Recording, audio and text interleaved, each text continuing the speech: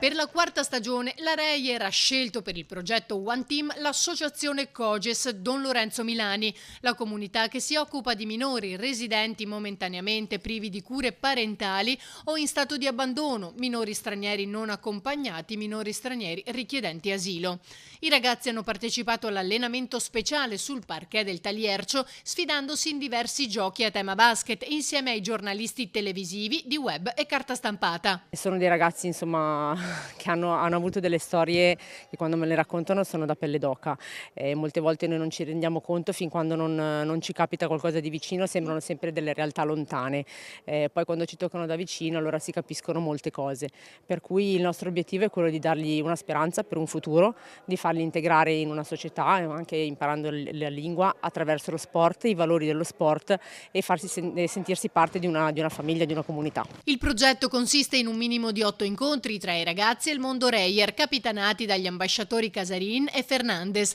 durante i quali potranno allenarsi con i coach del settore giovanile. Il messaggio è semplice e puro, come quello che dice Reyer, aiutarci l'uno con l'altro e siamo tutti uguali, nel campo soprattutto, siamo amici, ci si rispetta e alla fine questo è un gioco e bisogna divertirsi. È un evento molto importante per la Reyer dove ci teniamo molto anche noi giocatori a poter partecipare perché è un momento di unione dove possiamo veramente aiutarci a vicenda e cercare di stringerci